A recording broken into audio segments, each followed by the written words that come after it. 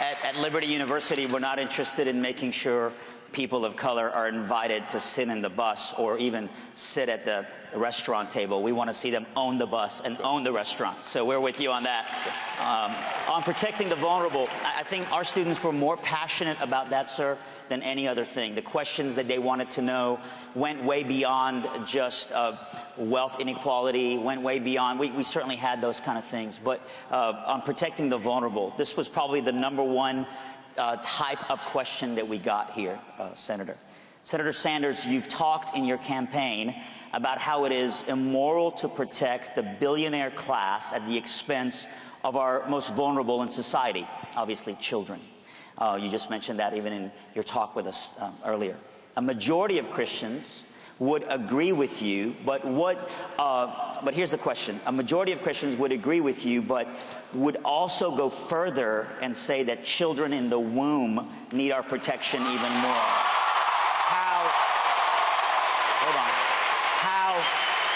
How do you reconcile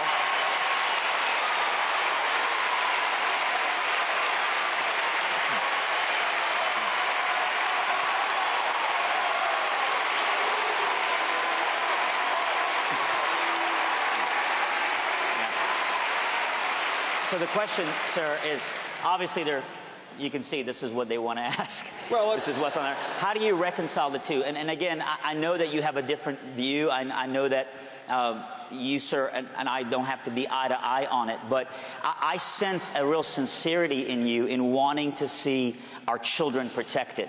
Can you see, sir, how we see the child in the womb as the most vulnerable that needs protection? I do understand. Yes, sir. But I do also understand this is an area where we disagree.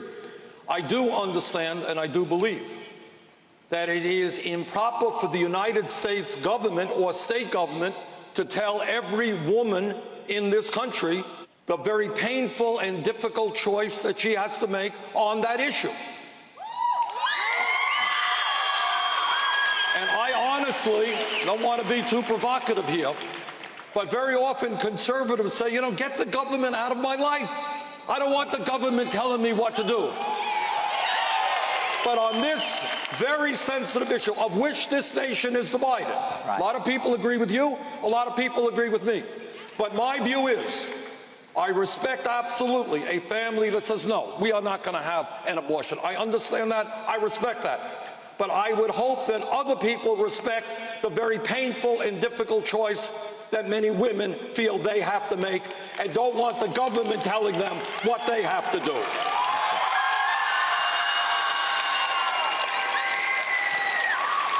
But I want to take that question a step further, David. Please.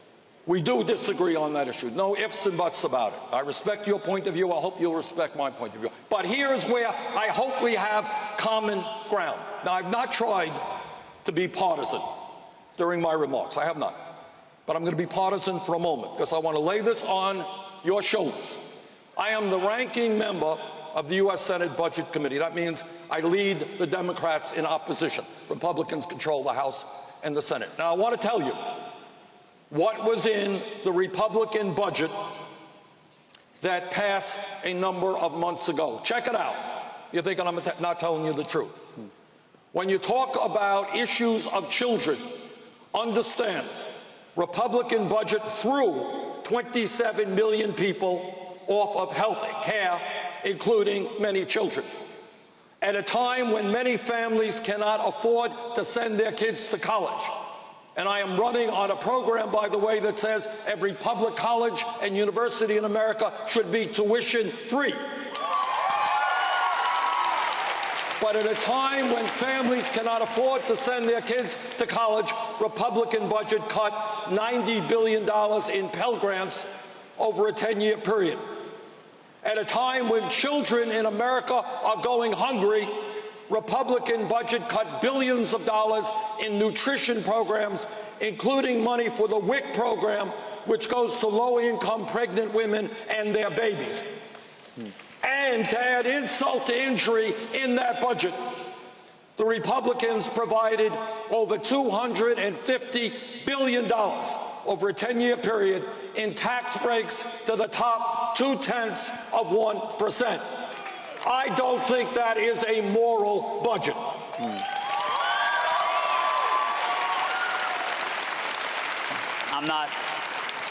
I don't pretend to be an expert on budgets, but I think a lot of us would be very interested in our government budgeting for Planned Parenthood. I think a lot of us would be very interested in looking at those budgets, and I think they get a lot more complex as well. We're just in for just one more question here, sir, for a last question on religious freedom. A lot of our questions from our students were really, I think, we're just very peppered with concern and brokenheartedness when they see the world around them. And I think this is where I genuinely sense in you, you're a lot like a father figure. You know, when you watch a grandfather figure. I'm getting older every day. and I sense that same concern in your heart as we would have. But here's the question in that frame. We're watching on the news a refugee crisis in Syria and religious minorities facing persecution in the Middle East. How do you feel the United States should respond? How do you feel that? Do you feel that as the United States that we should be obligated more than we even are now in responding, and that there would be a stewardship of responsibility on the greatest nation in the world to step in even at a greater level in those kind of things? Well, obviously, David, the answer is yes, but I don't quite know what the word step in means. If the question is, do we have a moral responsibility, not just alone, but to work with Europe, and by the way, to work with some of these very, very wealthy Gulf region countries like Saudi Arabia, very, the United Arab Emirates, Kuwait, to help stem this human tragedy, which all of us are seeing. Can you imagine people leaving their homes in Syria or Iraq with simply the clothes on their back, dragging their kids with them? Do we have a moral responsibility to work with the rest of the world in providing help, bringing some of those people into this country? The answer is absolutely yes. Absolutely yes. But this is where it gets tricky. That's, in a sense, a reasonably easy response. We should do that. Here's where it becomes harder. All of you know that the Middle East and other parts of the world are a real quagmire. We're living in a pretty crazy and dangerous world. We see horror stories every single day of ISIS and people doing barbaric things. We all know that. And this is where it really gets tough. I voted against the war in Iraq.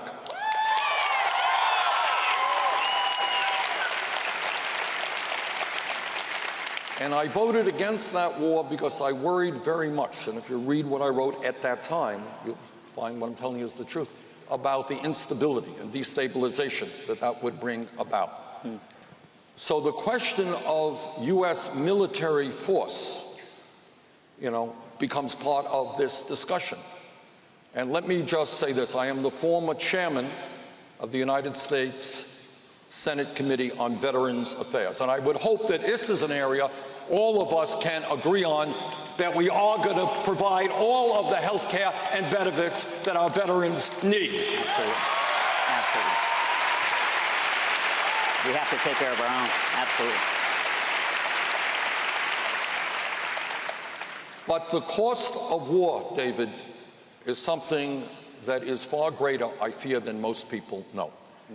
And before we go off to war, we have got to make certain that we have explored every other possible option.